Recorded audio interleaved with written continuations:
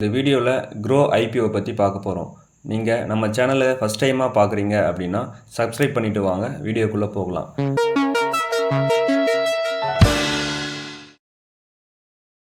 Grow நிறுவனத்தை பொறுத்த வரைக்கும் நம்ம எல்லாருக்கும் தெரியும், பங்குச்சந்தையில் முதலீடு பண்ணுறதுக்கு ஒரு மீடியேட்டராக செயல்படுற ஒரு புரோக்கரேஜ் நிறுவனம் தான் க்ரோ. க்ரோவோட பேரண்ட் கம்பெனியான Billion Brains Garage Venture Limited ஐபிஓவில் லிஸ்ட் ஆகிறதா தெரிவிச்சிருக்காங்க. க்ரோவோட ஓவர்வியூ பார்த்துருவோம். க்ரோ 2016 பெங்களூரில் ஸ்டார்ட் அப் பண்ணுறாங்க. இது ஸ்டார்ட் அப் டைமில் 1.5 crore இன்வெஸ்ட்மெண்ட்டில் ஸ்டார்ட் பண்ணதாக சொல்கிறாங்க. இதுக்கு முன்னாடி க்ரோ ஆப் யூஸ் பண்ணவங்களுக்கு தெரியும் க்ரோ ஆப் எவ்வளோ யூசர் ஃப்ரெண்ட்லியாக இருக்குன்ட்டு. ஜெரோதா, ஏஞ்சல் ஒன், அப்ஸ்டாக்ஸ் நிறைய ப்ரோக்கரேஜ் இருந்தாலும் கரண்ட் சுச்சுவேஷனில் இந்தியாவில் என்எஸ்சி ஆக்டிவ் யூஸரை பேஸ் பண்ணி பார்த்தீங்கன்னா நம்பர் 1 இன்வெஸ்ட்மெண்ட் பிளாட்ஃபார்மாக இருக்காங்க. இந்த கம்பெனி ஆஃபர் பண்ணுற இன்வெஸ்ட்மெண்ட் ப்ராடக்டாக பார்க்கும்போது stocks, mutual funds, future and options, ETF, IPO, digital gold, SIP, US ஸ்டாக்ஸ்னு சொல்கிறாங்க. இந்த கம்பெனியோட லாஸ்ட் இயர் பேஸ் பண்ணி பார்த்தீங்கன்னா 1415 எம்ப்ளாயிஸ் ஒர்க் பண்ணிகிட்டு இருக்காங்க. ரீசெண்ட் டேஸில் வெல்த் மேனேஜ்மெண்ட் செக்டாரையும் ஃபோக்கஸ் பண்ணி அவங்களோட பிஸ்னஸை ஃபர்தராக எக்ஸ்பேண்ட் பண்ணிகிட்டு இருக்காங்க. Financial information. க்ரோவோட பிஸ்னஸ் ரெவன்யூ ப்ரோக்கரேஜ் சர்வீஸில் இருந்து 84%, அதர் சர்வீஸ்லேருந்து 15% ரெவன்யூ ஜென்ரேட் ஆகுது. மெஜாரிட்டி ரெவன்யூ ப்ரோக்கரேஜ் சர்வீஸ்லேருந்து வர்றது ஒரு ரிஸ்க் ஃபேக்டராக பார்க்கப்படுது. Fundamental parameters. NSE active client gradually increase ஆகிட்டு இருக்குது. ஸோ ரெவன்யூ இன்க்ரீஸ் ஆகிட்டு இருக்குது. ரொம்ப டீப்பாக போக வேண்டாம். ஃபண்டமெண்டலி நான் அனலைசிஸ் பண்ணி பார்த்த வரைக்கும் நியூட்ரல் சிக்னலை இண்டிகேட் பண்ணுதுன்னே சொல்லலாம். டிவிடெண்ட் டீட்டெயில்ஸ் பார்த்தீங்கன்னா டிவிடெண்ட் எதுவும் அனௌன்ஸ் பண்ணல.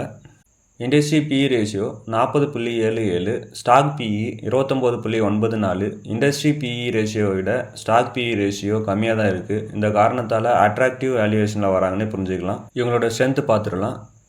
க்ரோவோட trust and massive reach, high user retention, simple and transparent app design இவங்களோட ஸ்ட்ரென்த்தாக பார்க்கப்படுது.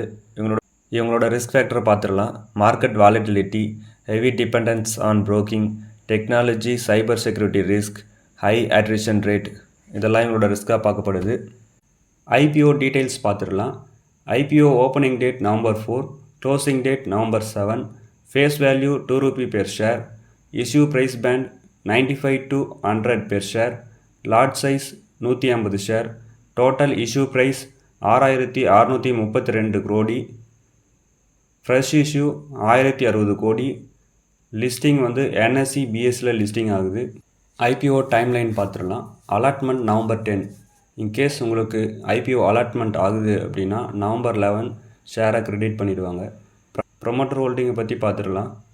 Promoter holding pre issue 28%. 28%ன்றது கம்மினே சொல்லலாம்.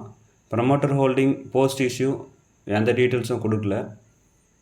என்னை பொறுத்த வரைக்கும் கம்பெனியோட போர்ட்ஃபோலியோ, ஃபினான்ஷியல் ரிசல்ட், பிஇ ரேஷியோக்கு பாசிட்டிவ் ரேட்டிங் கொடுப்பேன். ஃபண்டமெண்டல், ரிஸ்க் ஃபேக்டர், இஷ்யூ டைப்புக்கு நியூட்ரல் ரேட்டிங் கொடுப்பேன். நான் செபி ரெஜிஸ்டர் கிடையாது. இது ரெக்கமெண்டேஷன் வீடியோ இல்லை, முழுக்க எஜுகேஷ்னல் பர்பஸ்க்காக மட்டும்தான். நீங்கள் முதலீடு செய்யும்போது ஓன் அனாலிசிஸ் அல்லது உங்களோட ஃபினான்ஷியல் அட்வைசரை கலந்து ஆலோசித்து இன்வெஸ்ட் பண்ணுவது நல்லது. இந்த வீடியோ பிடித்திருந்தால் லைக் பண்ணுங்கள், ஷேர் பண்ணுங்கள், சப்ஸ்கிரைப் பண்ணுங்கள். நன்றி, வணக்கம்.